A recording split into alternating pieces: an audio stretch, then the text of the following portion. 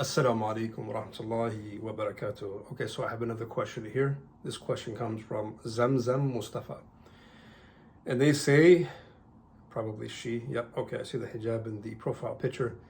Alaikum salam. Great effort, mashallah. May Allah subhanahu wa ta'ala accept your work and reward you with Jannat al-Firdaus. Ameen ya Rabb wa ilayki. I really suggest that you talk about raising Muslim children in the U.S. and how we as parents can strengthen their identity. Excellent, excellent, excellent question. So, identity.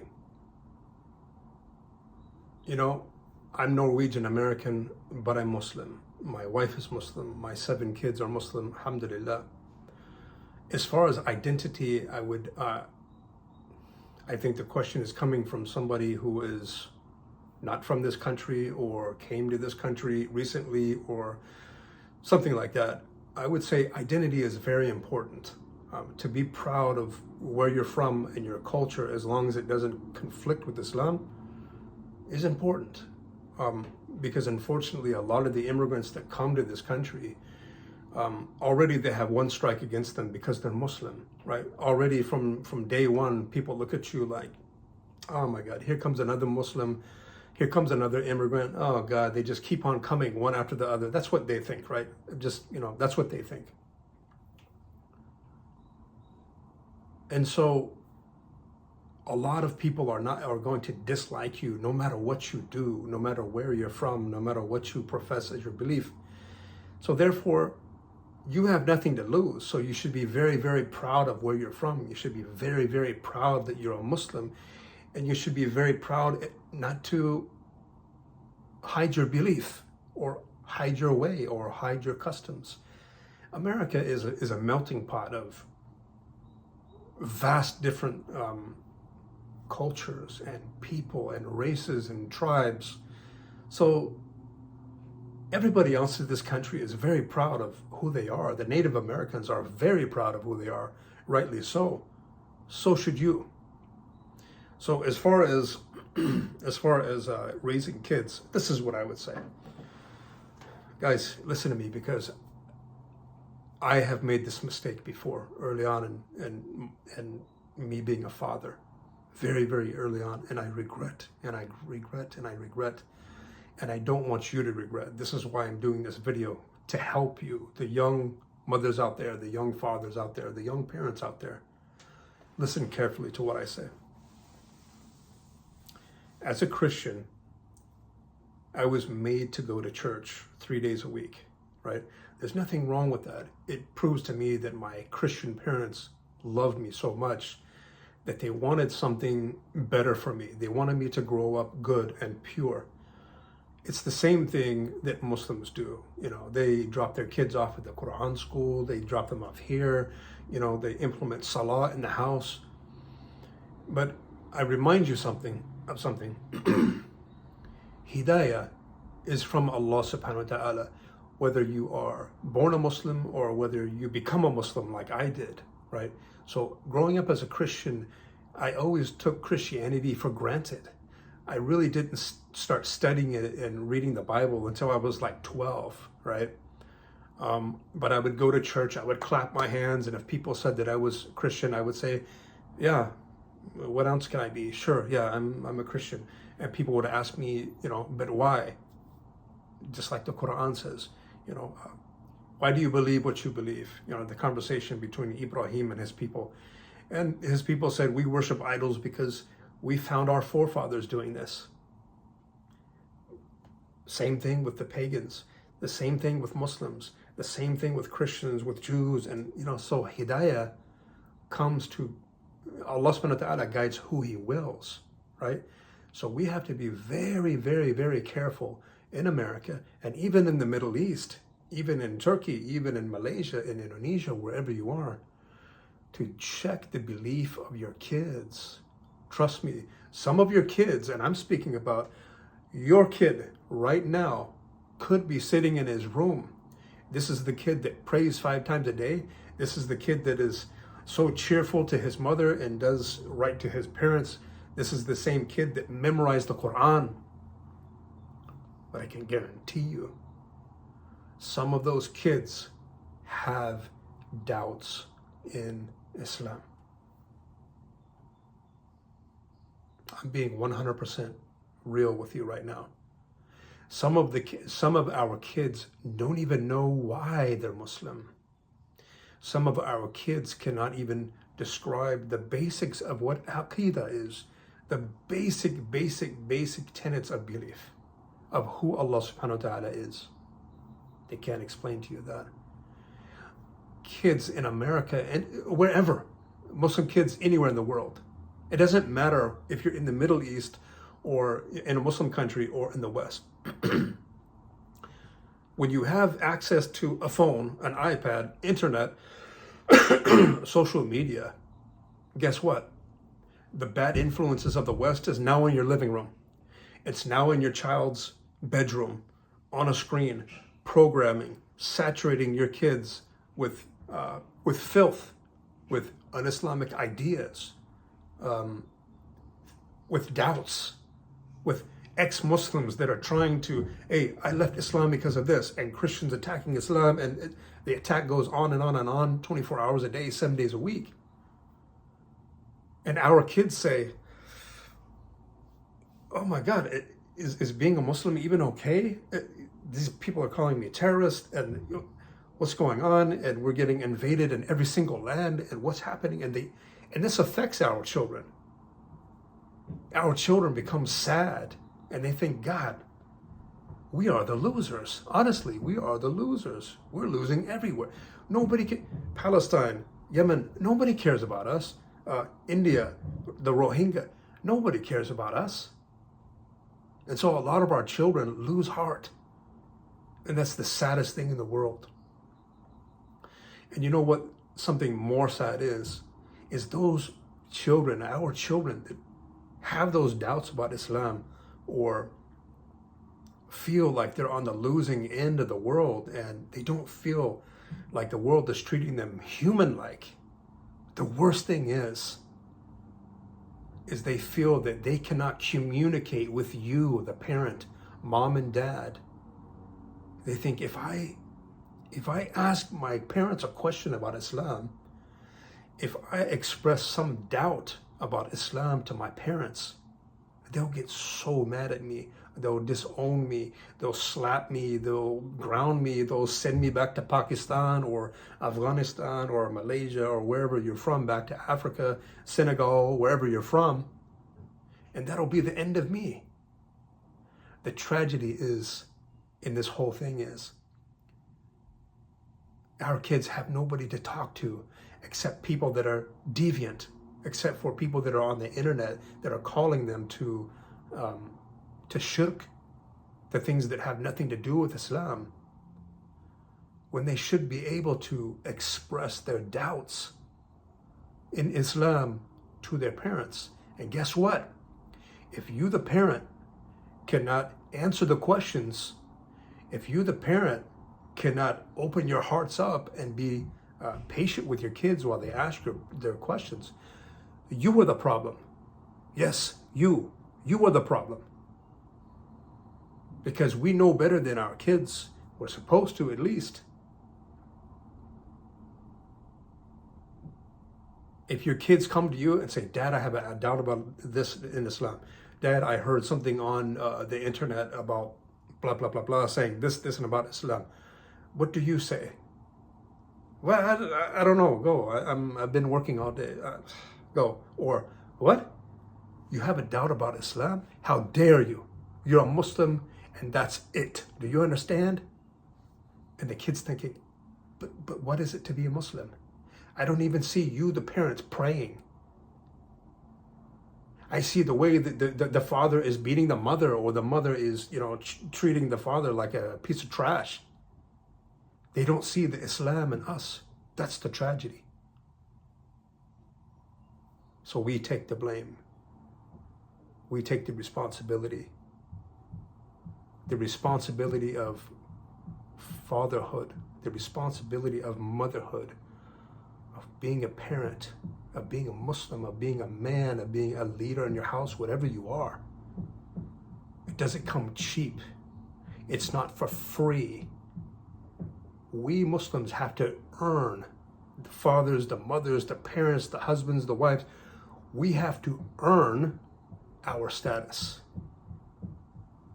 We have to earn the right to be called parents. Parents is not laying down with each other and producing a baby. Animals do that, for God's sake. Anybody can make somebody, animal, you see them, they make each other pregnant. That doesn't make them good parents, whatever, right? What makes you a good parent is that you'll be there for your kids when this world is so uncertain and they're attacking Muslims left and right. They should come to their parents and get answers, real answers. They should come to their parents and their parents be able to listen to them patiently and to console them per the Quran and the Sunnah. And if you're watching this video and you're saying to yourself right now, but Ali, I don't know too much about Islam, and my parents never... Listen, ignorance doesn't have to continue with you and continue to your kids and to their kids. It can stop right now, and you can educate yourself at any moment. You can pick up a book right now about Aqidah. You can pick up a book right now about fiqh, to learn water and what makes it pure and how to make wudu and what is the differences between the elements of wudu, what is wajib and what is sunnah, the difference between the two. And we can teach our kids this. But we can't teach them anything if our kids think that they can't talk to us. Listen to me very carefully. They can't get the answers that they need if they feel that they can't talk to us without us flying off the handle and handling it the wrong way. It doesn't work that way. And this is not the way of Rasulullah sallallahu alaihi wasallam, which was very patient with his family and very patient with the ummah that he led, very merciful and kind and understanding of each and every different situation with each and every different set of people. People are different. Your son is different than your other son. Your son is different than you. Your son is not you. Your daughter is not you. She's a whole different person. And she struggles with different things in this day and age. So please, don't make the mistakes that I made early in life with my kids. Trust me, I'm still picking up the pieces to this day to try to correct what I didn't do back in the day. Don't be me. Learn from me. Wisen up right now. Get smart. Get your education. There's the Safina Society at myarcview.org. Okay, there's Seeker's Guidance that you can learn your deen for free. It's out there. The responsibility is yours. If you're not going to study and you're not going to teach your kids, don't be upset when they leave Islam. Don't blame them when they leave Islam. Okay? Don't drop them off every Saturday at the madrasa and say, I don't know what happened to my kids. Fix my kids. Do you think that the Quran teacher at the duksi or madrasa is going to fix your child over your negligence for 7, 8, 9, 10 years? Do you think he can do it? And is it his responsibility to fix your child? No, it's your responsibility to fix your child. And to form a relationship with your kids, that they believe that they're safe with you, no matter what question. What are you going to do when your daughter said, approaches the mom, Mom, I kind of like this boy in my class, and I think he likes me too, and oh my God, I feel so bad about telling you this, but any mother that gets approached by her daughter like this, or a son approached by his, a dad that gets approached by a son like this, you should feel honored. You should feel very, very proud of your kids, that they would think that I don't know what's going on in my life I don't know what's happening to me. I'm starting to feel this way or that way. And so I'm going to go talk to my dad about it. I'm going to go talk to my mom about it. You should feel very proud and don't react so poorly and fly off the handle. Oh my God, you like boys? What? Astaghfirullah, what do you, get in your room. You're never coming out. You're grounded for a month. Mom, I just wanted to know what to do. This is the reason I came to you.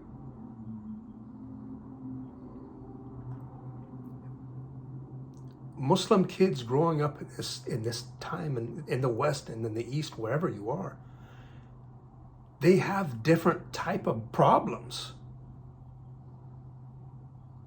They weren't raised in Palestine. They weren't raised in Saudi Arabia. They were raised here in the West. They have social media. They have the internet.